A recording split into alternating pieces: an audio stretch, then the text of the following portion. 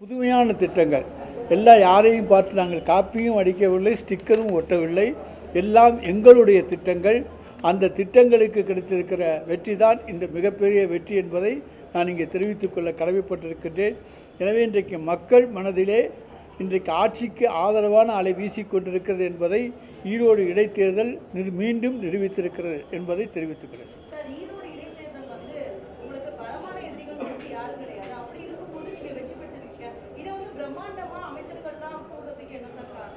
ஈரோடு இடைத்தேர்தலில் அங்கே மற்ற எதிர்க்கட்சி ஓட்டுக்கள் இருக்குல்ல, அந்த எதிர்க்கட்சி ஓட்டுக்கள்னு அந்த கட்சியை சார்ந்த விசுவாசமான ஓட்டுக்கள்லாம் இருக்கும்ல, அவங்களுமே இன்றைக்கு திராவிட முன்னேற்ற கழக கூட்டணிக்கு ஓட்டு போட்டிருக்காங்கன்னா அதுதான் வெற்றி என்பதை நான் சொல்லுகிறேன்.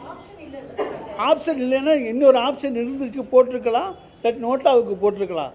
ஆனால் திராவிட முன்னேற்ற கழகத்துக்கு அவர்கள் மனமுவந்து வாக்களித்திருக்கிறார்கள் என்று சொன்னால் அதுதான் எங்களுக்கு கிடைத்திருக்கிற, எங்கள் தலைவருக்கு கிடைத்திருக்கிற மிகப்பெரிய வெற்றி. எனவே அதில் நீங்கள் போட்டியே இல்லைன்னு சொல்லாதீங்க. அங்கே நிற்கிற போது ஓட்டு போட எங்களுக்கு ஓட்டு போட்டிருக்காங்க. அவங்க ஓட்டு போட வராமல் இருந்திருக்கலாம், நோட்டாவில் போட்டிருக்கலாம், வேறு யாருக்காச்சும் போட்டிருக்கலாம்.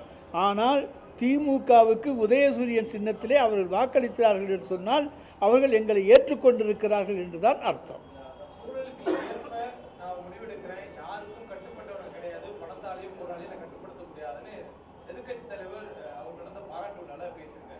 அதே நேரத்தில் இந்த திமுக அரசு வெறும் 15% பணிகளை முடிக்கிறதுக்கு 4 ஆண்டு காலம் தாமதப்படுத்துதுன்னு சொல்றாரு.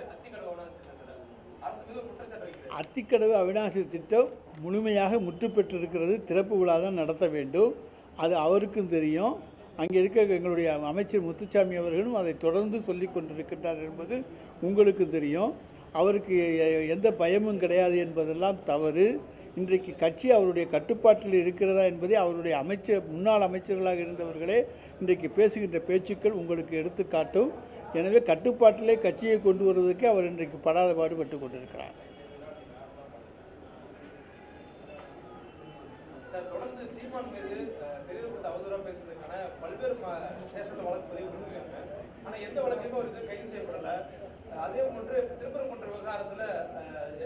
ஒவ்வொன்றா கேளுங்க. சீமான் அதாவது அவதூறு வழக்குகள் அது பதிவு பண்ணிவிட்டு, அதாவது வழக்கு பதிவு செய்துவிட்டு அது நீதிமன்றத்துக்கு சென்று அங்கே வழக்கு தொடர்ந்து கொள்ளலாம். அதுக்கு கைது தான் பண்ண வேண்டும் என்பது கட்டாயமல்ல. கைதும் செய்யலாம், செய்யாமலும் விட்டுவிடலாம்.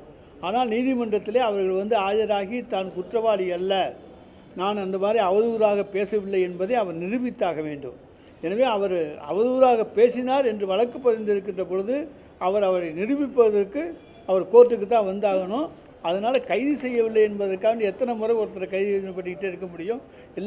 எல்லா ஊர்லேயும் அவர் மீது புகார் கொடுக்கின்ற பொழுது மொத்தத்தில் அப்படியே இருக்கிறது. அந்த புகார்கள் மீது விசாரணை நடத்தி குற்றப்பத்திரிகை தாக்கல் செய்யப்படும். அதன் மீது வழக்கு நடக்கும்.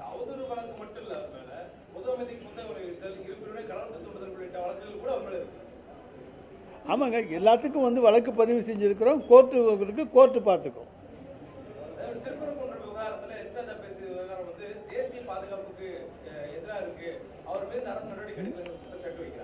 தேசிய பாதுகாப்பு என்பது இங்கே எதுவுமே வரல. இந்து முஸ்லீம்கள் ஒற்றுமையாகத்தான் தமிழ்நாட்டில் இருக்கிறார்கள்.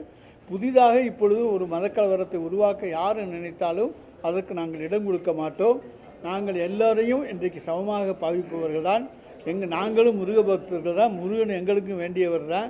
எனவே யாரும் யாரையும் ஏமாற்றி விட முடியாது. எனவே அந்த பிரச்சனையை சுமூகமாக எப்படி தீர்க்க வேண்டும் என்று எங்கள் முதலமைச்சருக்கு தெரியும். சுமூகமாக தீர்ப்பார்.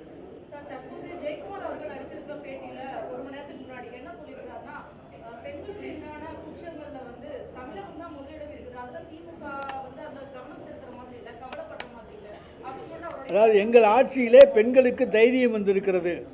தங்களுக்கு இழைக்கப்பட்ட கொடுமைகளை நாம் நீதிமன்றத்திலோ அல்லது காவல் நிலையத்திலோ புகார் கொடுத்தால் அதற்கு உரிய நடவடிக்கை எடுக்கக்கூடிய காலம், தகுந்த காலம் இதுதான் என்பதை உணர்ந்து இன்றைக்கு பெண்கள் புகார் கொடுக்க முன்வந்திருக்கிறார்கள். கடந்த காலத்தில் பொள்ளாச்சி சம்பவத்துக்கு எத்தனை நாள், 14 நாள் காத்திருந்தாங்க. அப்போ கூட அவங்க புகார் தகவல் அறிக்கையை பதிவு செய்யவில்லை. எனவே பெண்கள் அச்சப்பட்டார்கள். அண்ணா திராவிட முன்னேற்ற கழகத்தைச் சேர்ந்தவர்களாக இருந்தால் நிச்சயமாக வழக்கு பதிவு செய்ய மாட்டார்கள் என்று அச்சப்பட்டார்கள். அதனாலே பெண்கள் வெளியே வந்து புகார் கொடுக்க தயங்கினார்கள்.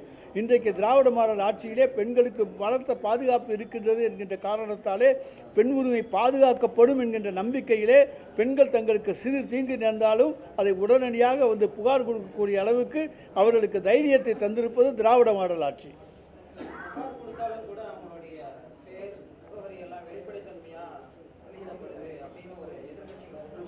சார், அது ஒரு வழக்கில் வந்தது தானே தவிர அதுக்கப்புறமெல்லாம் எந்த இதுலேயுமே புகார்கள்தாரர்களுடைய பெயர்கள் வெளியிடப்படவில்லை. அதை தாங்க அந்த விவகாரம் தாங்க இது. அவங்க புகார் கொடுத்தது அது வேறு வழக்கு, இது வேறு வழக்கு. இது திமுக கொடியை கட்டிக்கொண்டு அதிமுக அனுதாபிகள் போய் சென்று மறைச்சது. தங்களை காப்பாற்றிக் கொள்வதற்கு கூட இன்றைக்கு அவர்கள் திமுக கொடியைத்தான் பயன்படுத்தி கொண்டிருக்கிறார்கள் என்பதை உணர்ந்து கொள்ளுங்கள். எதுவும் இருக்கா?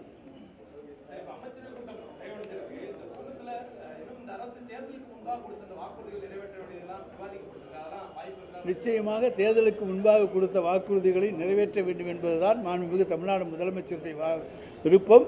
நிச்சயமாக இந்த குறுகிய காலத்துக்குள்ளே எத்தனை வாக்குறுதிகளை நிறைவேற்ற வேண்டுமோ அவற்றை நாங்கள் நிச்சயமாக நிறைவேற்றுவோம். உடனுக்குடன் செய்திகளை தெரிந்து கொள்ள சன் நியூஸ் பெல் ஐகானை கிளிக் பண்ணுங்க.